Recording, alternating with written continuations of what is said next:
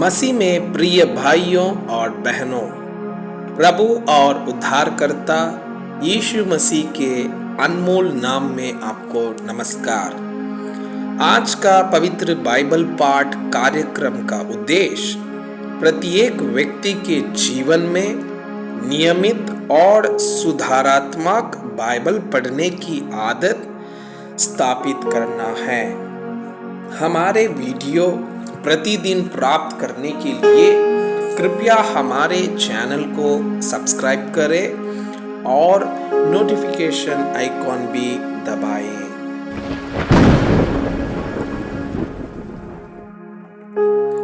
आज का पवित्र बाइबल पाठ उत्पत्ति की पुस्तक अध्याय 49। याकूब की भविष्यवाणी। फिर याकूब ने अपने पुत्रों को यह कहकर बुलाया, इकट्ठे हो जाओ, मैं तुमको बताऊंगा कि अंत के दिनों में तुम पर क्या क्या बीतेगा। हे याकूब के पुत्रों, इकट्ठे होकर सुनो, अपने पिता इज़राइल की ओर कान लगाओ। हे रूबन, तू मेरा जेठा, मेरा भल और मेरे पौरुष का पहला फल है। प्रतिष्ठा का उत्तम भाग और शक्ति का भी उत्तम भाग तू ही है। तू जो जल के समान उबलने वाला है, इसलिए दूसरों से श्रेष्ठ ना ठहरेगा, क्योंकि तू अपने पिता की खाट पर चढ़ा। अब तूने उसको अशुद्ध किया, वो मेरे बिछौने पर चढ़ गया। शिमोन और लेवी तो भाई भाई हैं, उनकी तलवारें उपद्रव के हथियार हैं। हे मेरे जीव, उनके मर्म में ना पड़। हे मेरी महिमा, उनकी सभा में मत मिल, क्योंकि उन्होंने कोप से मनुष्यों को घात किया और अपनी ही इच्छा पर चलकर बैलों को पंगु बनाया। धिक्कार उनके कोप को जो प्रचंड था और उनके रोष को जो निर्दयी था। मैं उन्हें याकूब में अलग अलग और इस्राएल में तितर बितर कर दूंगा। हे यहूदा, तेरे भाई तेरा धन्यवाद करेंगे, तेरा हाथ तेरे शत्रुओं की गर्दन पर पड़ेगा। तेरे पिता के पुत्र तुझे दंडवत करेंगे। यहूदा सिंह का बच्चा है। हे मेरे पुत्र, तू आहेर करके गुफा में गया है। वो सिंह अथवा सिंहनी के समान दबकर बैठ गया। फिर कौन उसको छेड़ेगा? जब तक शीलो न आए, तब तक न तो यहूदा से राजदंड छूटेगा, न उसके वंश से व्यवस्था देने वाला अलग होगा, और राज्य राज्य के लोग उसके अधीन हो जाएंगे। वो अपने जवान गधे को दाखलता में और अपनी गदही के बच्चे को उत्तम जाति की दाखलता में बांधा करेगा। उसने अपने वस्त्र दाग मधु में और अपना पहरावा धागों के रस में धोया है। उसकी आंखें धाग मधु से चमकीली और उसके दांत दूध से श्वेत होंगे। जबूलन समुद्र के तीर पर निवास करेगा। वो जहाजों के लिए बंदरगाह का काम देगा और उसका परला भाग सिदोन के निकट पहुंच पहुंचेगा। इसाकार एक बलवंत गधा है जो पशुओं के भाड़ों के बीच में दबका रहता है। उसने एक विश्राम स्थान देखकर कि अच्छा है और एक देश की मनोहर है, अपने कंधे को बोझ उठाने के लिए झुकाया और बेगारी में दास का सा काम करने लगा। दान इज़राइल का एक गोत्र होकर अपने जाति भाइयों का न्याय करेगा। दान मार्ग में का एक स्वांप और रास्ते में का एक नाग होगा जो घोड़े की नली को दसता है, जिससे उसका सवार पछाड़ खाकर गिर पड़ता है। हे यहोवा, मैं तुझी से उद्धार पाने की भांट जोता आया हूँ।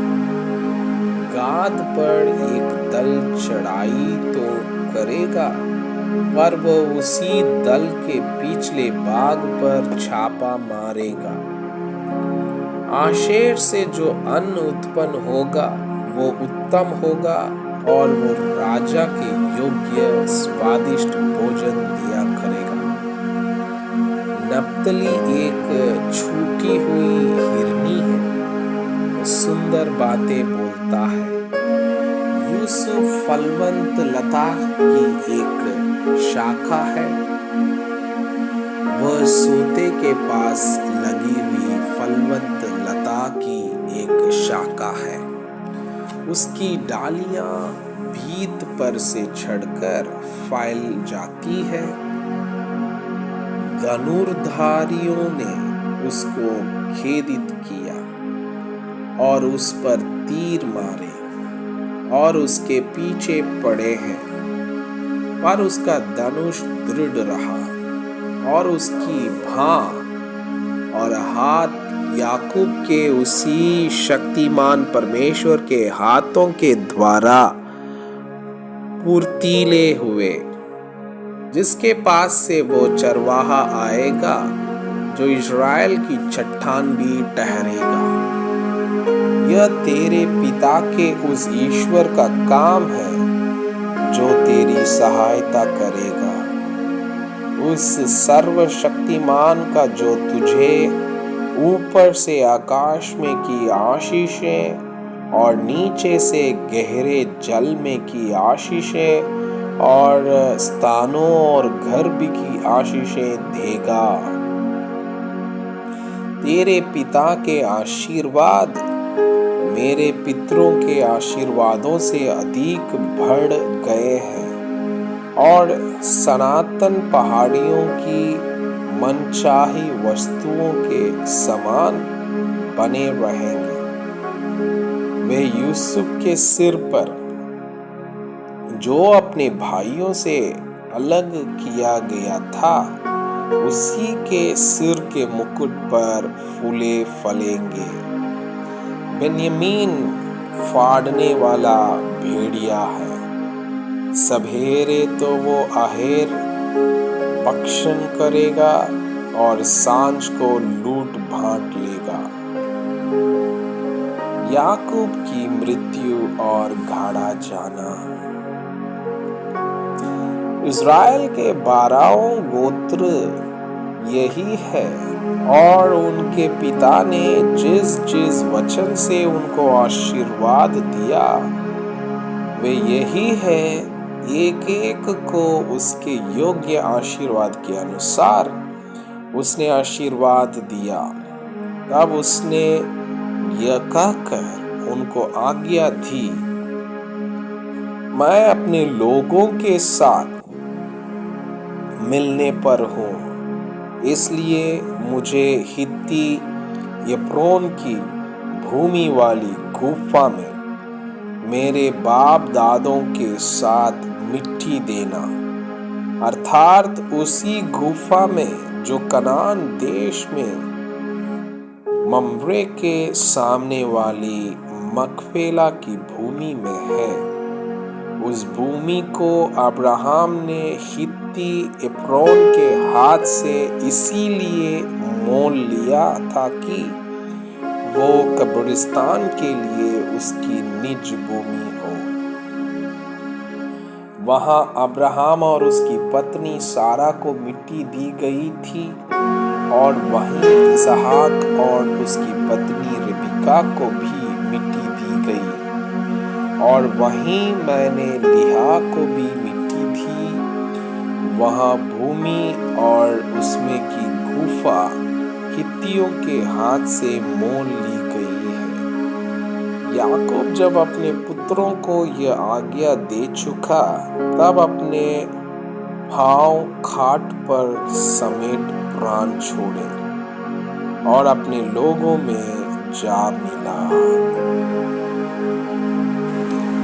मैं आपसे यह अनुरोध करता हूँ कि कृपया आज का बाइबल पाठ को अध्ययन करें और जिन वचनों के द्वारा आप प्रभावित हुए उसे अपने कॉपी में लिखें और आज दिन भर इस वचनों को अपने जीवन में अभ्यास करें। परमेश्वर चाहता है कि आप उनके समान सिद्ध और पवित्र बन जाएं। परमेश्वर आपको बहुताई से आशीष करे। आमीन।